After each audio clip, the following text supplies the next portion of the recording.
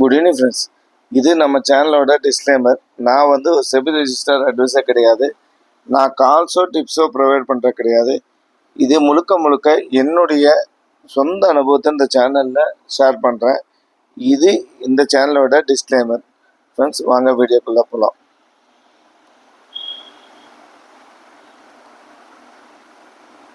Friends, நீங்கள் எல்லாம் பார்த்துருப்பீங்க மார்க்கெட் எப்படி இருந்தது அப்படின்ட்டு.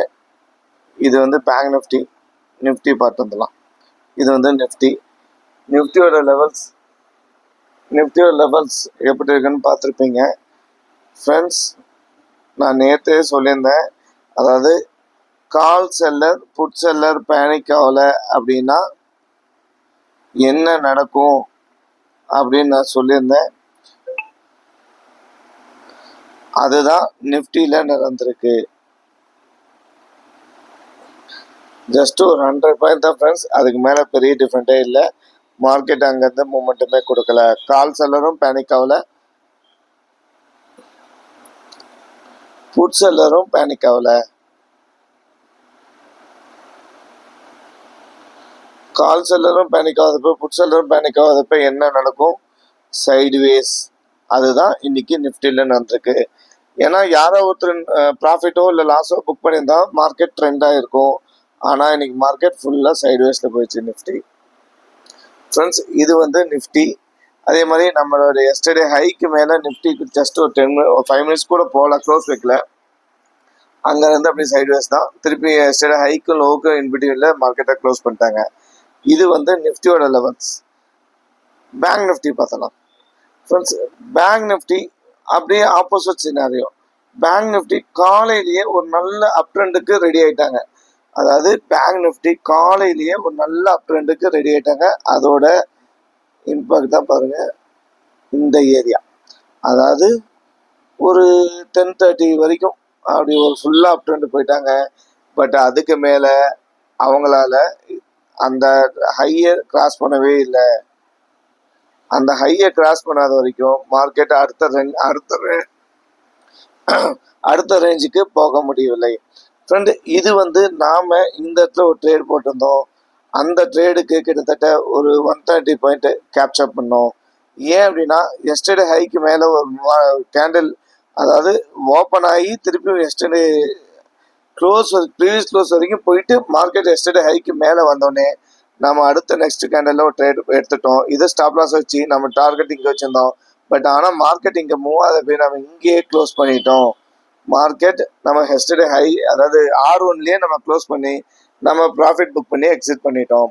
ஃப்ரெண்ட்ஸ், அதாவது மார்க்கெட் நான் நேற்று வீடியோவில் சொல்லியிருந்தேன், எஸ்டர்டே ஹை ப்ரீவியஸ் க்ளோஸ் மேலே ஹை ஓப்பனுக்கு மேலே இருந்தால் மார்க்கெட்டு ஒரு பை ட்ரெண்ட் கண்டிப்பாக சப்போர்ட் பண்ணணும்னு நான் சொல்லியிருந்தேன். அதோட இதுதான். பட் ஆனால் அந்த R1க்கு மேலே இங்கே வந்து அதாவது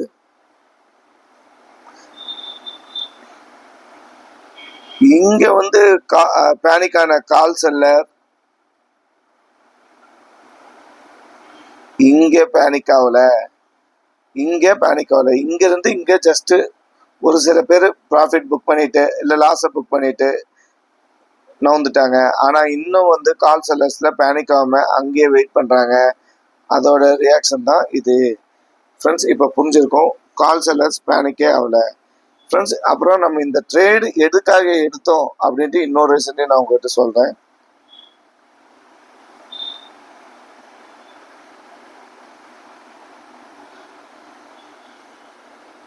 ஃப்ரெண்ட்ஸ், இது பாருங்க 9:34க்கு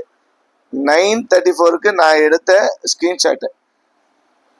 அதாவது 52,000 கால், 52,100 கால், 52,000 புட்டு, 52,500, 53,500 எல்லாமே கால். ஒரே ஒரு புட்டு மட்டும் தான் இருந்தது. இது 9:34க்கு நான் எடுத்து வச்ச ஸ்க்ரீன்ஷாட். இது 9:52க்கு அப்படியே சேம் இருந்தது. அதனால தான் இந்த மார்க்கெட் ஒரு நல்ல அப் ட்ரெண்ட் அப்போ மூவ் ஆச்சு. அதே மாதிரி இது 10:30க்கு தான் ஒரு சேஞ்சஸ் வருது. 5200 உள்ள வராங்க. இது வந்து 10:30க்கு. அதுக்கப்புறம் மார்க்கெட் ஒரு ரேஞ்சுக்குள்ளேயே தான் இருந்தது. அது கீழேயும் போல மேலேயும் போல அந்த ரேஞ்சுக்குள்ள மட்டும்தான் இருந்தது. இது உங்களுக்கு புரிஞ்சுக்குன்னு நினைக்கிறேன் ஃப்ரெண்ட்ஸ் எதனால நான் சொல்ல வரேன், இதெல்லாம் நம்ம நோட் பண்ணணும், ரொம்ப ரொம்ப முக்கியம். அதே மாதிரி நாம சொன்னது, நம்ம முக்கியமா பார்க்க வேண்டியது ஐவி பார்த்தீங்கன்னா நிஃப்டியில ரொம்ப நான் மார்னிங்கே நம்ம குரூப்ல வாட்ஸ்அப் குரூப்ல அப்டேட் பண்ணியிருந்தேன். ஐவி வந்து ஸ்லோவாக தான் இருக்கு நிஃப்டியில, ஆனால் பேங்க் நிஃப்டியில ஓரளவுக்கு நல்லா இருக்கு அப்படின்னு நான் சொல்லியிருந்தேன். அதுதான் இந்த காலையில ஒரு மொமெண்டம் கொடுத்ததுக்கு உண்டான ஒரு ரீசன். ஏன்னா பேங்க் நிஃப்டியில 16 நினைக்கிறேன், நம்ம குரூப்ல கொண்டு அப்டேட் பண்ணியிருந்தேன். இதெல்லாம் நம்ம நோட் பண்ணும் ஃப்ரெண்ட்ஸ். ஆனால் அதுக்கப்புறம் பாருங்க, கால் சைடில் 13, புட் சைடில் 12 க்ளோஸ் ஆயிருக்கு. இது வந்து பேங்க் நிஃப்டியோட லெவல்ஸ். பேங்க் நிஃப்டியோட கான்ட்ராக்ட்ஸ் என்ன முடிஞ்சிருக்கு இங்க பாருங்க ஃப்ரெண்ட்ஸ்.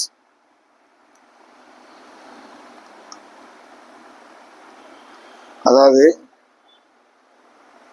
52,000 கால், 52,100 கால், 52,200 கால், 52,000 புட்டு, 52,100 புட்டு, 52,500 கால். ஃப்ரெண்ட்ஸ் இதெல்லாம் ரொம்ப ரொம்ப ரொம்ப இம்பார்ட்டன்ட். 52,200 புட்டு, 52,300 கால், 53,000 கால். ஃப்ரெண்ட்ஸ் ஒரு ரேஞ்ச் எக்ஸ்டெண்ட் ஆகும்னா இந்த அவுட் ஆஃப் த மணி அதிகமாக வந்தாதான் ஒரு ரேஞ்ச் எக்ஸ்டெண்ட் ஆகும்.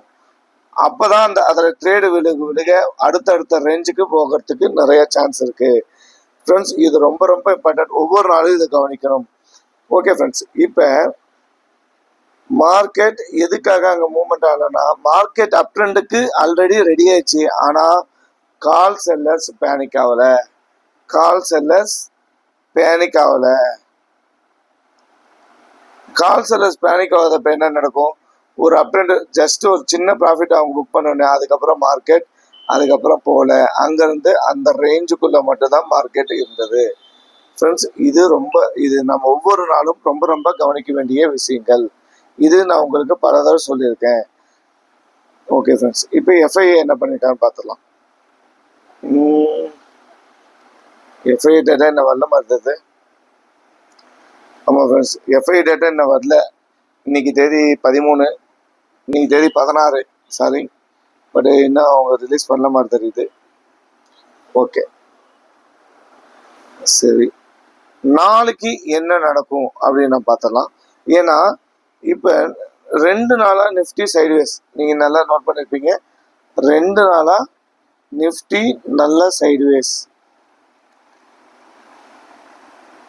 அதாவது ஒரு ரேஞ்சுக்குள்ள இருக்க மாட்டாங்க இருக்காங்க.